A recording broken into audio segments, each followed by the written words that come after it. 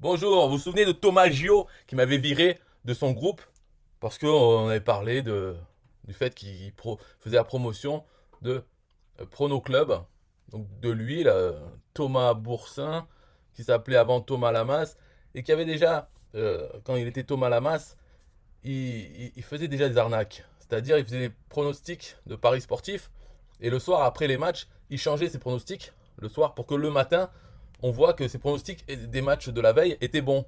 Donc il faisait ça, et il faisait payer un club pour ses pronostics. Et après, il a changé de nom, il est devenu Thomas Boursin, c'est donc son vrai nom, il a ouvert une société, et il a fait Prono Club. Et dedans, donc il faisait, bon, c'était un système pyramide de Ponzi, c'est-à-dire les gens mettent des sous, ça permet de payer les premiers gens, il promet des choses et tout ça. Bon, il s'est emporté.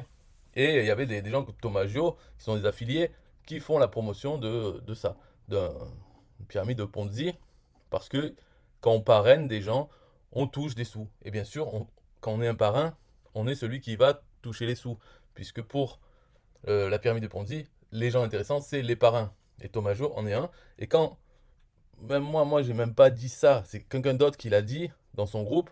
Et moi, j'ai dit, tu sais, il faut rien dire. Il faut pas dire critiquer. Et il m'avait bloqué, j'avais fait des vidéos sur ça. Maintenant, donc, Thomas Jones ne parle plus de Prono Club. Lui, il a touché ses sous, hein, ça va. Et donc, les nouvelles, c'est qu'en septembre 2020, Thomas Boursin a été mis en détention, en prison, quoi, préventive, en attendant son procès. Et là, en janvier 2021, il a été libéré sous caution, 100 000 euros de caution, et en attente de son procès. Voilà. Donc, le truc, c'est juste pour dire ça, quoi. Ça, c'est le genre d'information. Je pense que les gens qui faisaient la promotion de Prono Club n'en parlent plus. Donc, c'est juste pour suivre un peu ce qui se passe. Donc là, c'était l'équipe, un article de juin 2020, quand ça commençait à être dit sans citer vraiment le, la société. Il disait un tipster, pronostiqueur payant de paris sportifs, basé dans les Hauts-de-Seine, a été signalé par l'autorité nationale des jeux au parquet de Nanterre pour pratique commerciale trompeuse. Donc ils disent pas qui c'est ni rien. En fait, c'est qui c'est ni rien et en fait qui c'est qui, ouais, d'accord. Et en fait, c'était lui donc. C'était en juin. Mais déjà en juin, il faisait de la publicité carrément sur les chaînes de télévision. Et ça a duré jusqu'à juillet, ça, la publicité. Mais ça avait été signalé. Ensuite, en septembre, il y avait l'article. Là, c'est officiel. Bon, le fondateur du site Prono Club en détention provisoire. Donc, pour escroquerie commise en bande organisée. Mais il n'y a que lui, quoi. Et normalement, bande organisée, il devrait y avoir d'autres personnes. Blanchiment aggravé, ça c'est parce que les sous, bien sûr, il les a fait partir, les sous qu'il recevait, en crypto, dans des comptes à l'étranger ou des comptes lui-même ailleurs. Il a organisé ça. Donc même s'il fait la prison plus que ça, le jugement, au final, avec la crypto, ça permet vraiment de... Enfin, s'il a caché, il a besoin d'un mot de passe, une clé USB pour stocker la clé, son wallet, quoi. Et si ça c'est bien caché, ben, en attendant de faire la prison, de toute façon, la crypto, ça monte. Donc, quand il ressortira, il aura encore plus que quand il est rentré. Alors, ça vaut le coup parce que de toute façon, bon, être en prison, on va dire, peut-être c'est pas bien, d'accord, mais le temps il passe et au final il sortira. Et qu'est-ce qu'il aurait fait en attendant? Bon, entre-temps, il aurait peut-être gagné moins. Et puis, qu'est-ce qu'il fait dans sa vie? C'est pas vraiment une grosse perte, quoi. Si même tu prends 2 ans de prison, tu ressors euh, avec beaucoup plus de sous que tu peux reprendre après, puisque c'est la crypto. Bien sûr, tous ces avoirs dans les banques, tout ça, ça va être pris pour payer l'amende et autres. Donc, c'est pas forcément, il faut voir la suite, hein, mais c'est pas forcément négatif non, comme opération. À voir, quoi. Donc là, en septembre, c'était ça. Plus de 400 plaintes. C'était quoi? Pourquoi il y a autant de plaintes? Pourquoi ça monte en procès? Parce que ce qu'ils proposaient, en fait, la partie vraiment qui a généré les plaintes, tout, c'est vraiment le truc les pièges à con. C'est-à-dire, bah, de toute façon, les victimes, enfin, on en voit certaines, c'est assez bas du front parce que on leur propose de d'investir, par exemple, 3 000 euros et de toucher 10% par mois. Donc, 300 euros tous les mois. Alors les gens, ils mettent 1 000 euros et ils voient qu'ils peuvent retirer ces 100 euros. Parce que c'est ça le principe de la pyramide de Ponzi. Il y a les sous, ils sont payés. Donc ça donne confiance. Si on se dit, bon, pour 1000 ça marche, je pourrais mettre 5000. Je peux emprunter à ma famille ou autre, mettre des sous dedans. Et de toute façon, c'est des contrats de 1 an. Donc au bout d'1 an, on récupère son capital. Et en plus, chaque mois, on touche les 10%. Donc ça peut être intéressant, même de laisser ce qu'on touche, de ne pas le retirer, et de le laisser pour augmenter son capital. Et voilà, gagner encore plus. Donc ça met en confiance le fait d'être payé, c'est le principe des pyramides de Ponzi. Comme il y a la confiance, on en parle autour de soi, il y a d'autres personnes qui viennent, qui mettent leurs 1000 euros pour voir, et avec ces sous, ça permet de payer des intérêts délirants à 10% pour... Alors c'était quoi le principe? C'était, vous mettez les sous, vous vous occupez de rien, vous touchez 10% par mois. Et en fait, l'explication de pourquoi ça marchait, c'est parce que ces sous étaient utilisés par des parieurs sportifs professionnels qui se trompent pratiquement jamais, en tout cas qui font des gains de fou, mais avec ces sous, ils peuvent parier plus, et donc on reverse à ceux qui ont donné les sous 10%, et le reste, c'est gardé par la société, les pronostiqueurs et tout ça. Et bien sûr, il y avait des primes pour les parrains, c'est-à-dire les gens qui font l'affiliation, comme Thomas Gio et d'autres, qui font l'affiliation de Prono Club. Et eux touchaient des sous juste pour le fait d'avoir parrainé des gens. Si les gens mettent 1000 euros, eh bien, le parrain va toucher une somme sur ça, sur les gens qui l'amènent et qui mettent des sous. Parce que pour pouvoir mettre des sous, bien sûr, il fallait prendre un compte à abonnement, en plus, quoi, payer un certain statut dans cette société. Donc payer un abonnement pour être VIP et avoir le droit de mettre des sous. Donc les parrains pouvaient toucher une grosse commission sur les comptes à abonnement des gens. Voilà. Donc ça, quand ils ont perquisitionné, ils ont retrouvé 12 000 euros en liquide. Bon, ça c'est rien, 12 000 euros.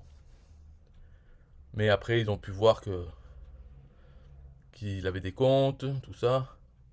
Donc, selon nos informations, l'enquête a déjà conduit à la saisie de plus de 500 000 euros placés sur plusieurs comptes bancaires de Boursin et d'une voiture. Une enquête qui va se poursuivre pour tenter de cerner d'éventuelles complicités, mais aussi pister des fonds qui auraient pu être transférés à l'étranger, notamment aux États-Unis, initialement sous la forme de crypto-monnaies. Bon. Et ensuite, ça c'est l'article de janvier. Donc maintenant, il y a 600 plaintes. Escroquerie commise en bande organisée, blanchiment aggravé, placé en détention provisoire. Il a été mis en liberté sous caution. Alors là, ça c'est marrant parce que dans tous les articles, c'est sollicité. Son avocate, maître Aurélia Grignon, n'a pas donné suite. Au tout début, elle dit oui, l'avocat attend d'avoir plus d'informations pour répondre à nos demandes. Après, elle dit elle ne donne pas suite. Parle jamais, quoi. Bon, elle veut pas se mouiller, peut-être. Plusieurs millions d'euros de préjudice. Voilà. Donc, les spots télévisés, on peut dire qu'ils sont complices aussi. Parce que c'était des spots télé, il faut que la publicité soit validée. Donc, il y a quand même des gens qui ont accepté la publicité et ensuite qui ont diffusé tout ça en étant payés. Ils sont complices. C'est comme des gros parrains. Des gros parrains de cette pyramide de Ponzi. Sauf que les chaînes de télé, eux, ils font pas le parrainage, ils prennent les sous directement pour faire la pub. Voilà. Donc le préjudice le plus important s'élèverait à 55 000 euros pour un des clients. Eh bien, c'est un gagnant, lui. C'est quoi son nom? 55 000 euros dans cette connerie. Euh, Donc après, ce qu'on peut voir aussi, c'est que en septembre, bon, Thomas Boursin, c'est un fou, hein. Lui, c'est débile. Donc là, c'est sur un groupe Facebook, cellule de crise Prono Club. Il n'y a plus de sous, je pleure. Ouais, ouais. Mais ceux qui pleurent comme ça, c'est pas la dernière fois qu'ils se feront arnaquer, hein. Donc dans le communiqué du vendredi 10 septembre, ça c'est quand il a été convoqué avant d'être mis en détention. Ils l'ont convoqué, voilà. Et après, quelques jours après, ils sont allés le prendre et le mettre en détention. Et lui, il dit, suite à un rendez-vous très enrichissant avec la DDPP, un rendez-vous très enrichissant, quoi, convocation, nous avons été contraints de retirer certaines fonctionnalités de notre plateforme. Donc certaines fonctionnalités, ça veut dire tout. C'est le parrainage, toutes les conneries, ils l'ont enlevé. Donc certaines. En effet, l'institution française a souhaité que nous supprimions de notre plateforme la partie investissement et la partie parrainage sans plus attendre. Donc, alors, ce qu'il dit à un moment, c'est, il menace. Il dit PS, des sanctions seront évidemment prises à l'égard de toutes les personnes qui ont diffamé sur les réseaux sociaux ou sur quelconque plateforme concernant Prono Club, sous forme de faux avis, de plaintes, d'articles. Donc il menace. Mais Thomas Boursin, Prono Club, c'est l'arnaque. Voilà, pyramide de Ponzi. Donc qu'est-ce que tu vas sanctionner? Va sanctionner ta mère Et voilà, c'est tout. De quoi il menace? Parce que c'est bien de faire des menaces, mais il faut que ça suive derrière. Est-ce que c'est son avocat, maître machin, qui va faire quoi que ce soit, alors qu'il répond même pas aux journalistes? Elle se cache, parce qu'elle a rien à dire pour le défendre. C'est évident. Mais lui, il est perché. Donc, concernant la partie parrainage, donc l'affiliation, comme vous l'avez compris, nous allons donc également clôturer cette partie et solder les comptes sous 90 jours. Le mec, il croyait déjà il restait encore 90 jours. Enfin, est-ce qu'il le croit? Non, il est perché, donc il dit n'importe quoi et il croit rien. Nous prendrons contact, tu prendras rien contact. Alors, nous allons désormais avec PronoClub, accès PronoClub, comme recommandé par la DDPP, sur l'essence même du projet, à savoir la mise en relation entre parieurs et pronostiqueurs, tout en organisant les plus gros concours de pronostics sportifs. Donc il y croyait quoi que ça allait continuer. Mais de toute façon, là, je sais pas comment ça va se passer. Parce que bon, il va attendre, peut-être qu'il y aura un procès, des amendes, des choses, quoi. Mais quand tout ça sera tassé, qu'est-ce qu'il va faire? Déjà, moi, je suis persuadé, bon, mais c'est normal, qu'il a une réserve qui ne peut pas être pris par la justice, à moins qu'il l'ait mal caché, ça c'est possible. Mais sinon, même si c'est mal caché, il s'y donne pas le mot de passe, c'est-à-dire la phrase qu'il doit normalement ne pas avoir noté, hein, qu'il doit garder en tête. Ben, il n'y a pas moyen de rentrer dedans. Donc, normalement, c'est pas prenable. Mais il peut avoir une amende qui lui tombe dessus, qui reste. Ou bien, par la suite, eh ben, il pourra recommencer dans des styles comme ça, parce que ça marchera toujours, ça. Après, peut-être ce sera pas en France, ou en tout cas, il n'utilisera pas son nom, il changera, ou il prendra un prête-nom, quoi, quelqu'un d'autre, pour monter la société. Et voilà, faire ça, parce que c'est quand même c'est lucratif, donc au bout d'un moment, il faudra quand même le refaire dans sa vie. Il est encore jeune, là, il a 25 ans, donc il a tout l'avenir devant lui. À voir. Donc il y avait ça. Bon, après, c'est d'autres. Le Monde. Ça, c'était en septembre. Voilà, donc ça, c'est des articles qui sont sortis après la guerre. C'est-à-dire que en septembre, quand il était convoqué, eh bien, c'était déjà fini. Mais les pubs sur les chaînes de télé, ça s'est arrêté en juillet. En juillet, il a eu les premiers problèmes. C'est-à-dire qu'il a commencé à ne plus payer les gens. Donc les premiers qui ont été payés, c'est les parrains. Et sinon, pour les autres, il disait si vous voulez récupérer vos capitales, il faut ouvrir un compte sur telle plateforme et on va vous verser là-dessus. C'était une plateforme avec un lien affilié ou quelque chose. Enfin, ce n'était pas normal. Normalement, on reçoit son capital sur un RIB. Non, ça devait passer par un service, qu'il fallait ouvrir un compte. Et c'était les conditions pour être payé. Donc ceux qui l'ont fait, peut-être certains ont été payés, en particulier les parrains. Et après, bon, après ça s'est arrêté, il ne paye plus personne. Et là maintenant, il a l'excuse comme quoi il est en prison. Bref, tout s'arrête quoi. Alors les gens, ils sont 600, enfin ils sont pleins à porter plainte. Mais je pense pas qu'ils vont revoir grand-chose, quoi. C'est juste pour le principe, je pense, qui continuent à porter plainte, mais c'est mort.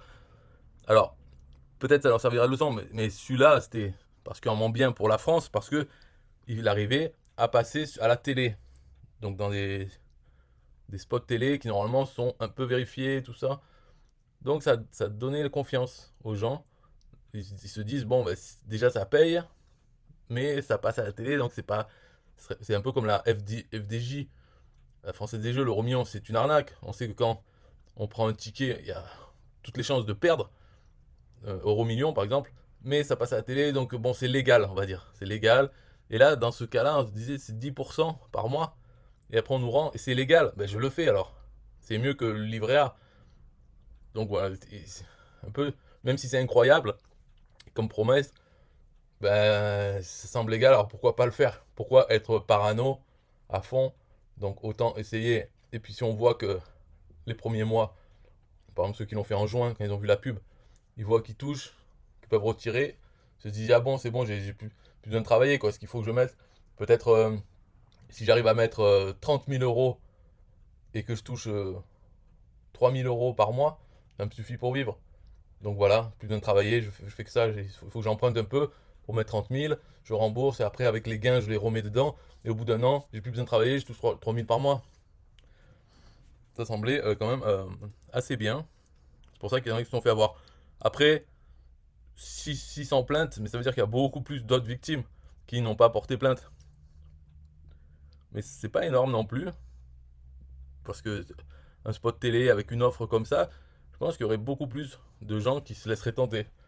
Donc c'est bizarre qu'il n'y en ait que 600 au final qui portent plainte. Peut-être qu'il y en a 6000 alors des victimes en tout ou plus, je sais pas. Bon, c'est tout pour cette vidéo, il n'y avait rien à dire, c'est juste Tomaggio, vérifier est-ce qu'il en parle encore de ça, de Prono Club, ou il a décidé d'arrêter d'en parler une fois qu'il a retiré ses gains, et que bon, bah, c'était une arnaque, mais je pouvais pas le savoir à l'époque, ça, il n'y avait aucun signe, alors qu'il y avait tous les signes. C'est une pyramide de Ponzi, on les connaît, lui il les connaît très bien aussi. Donc voilà, bye bye.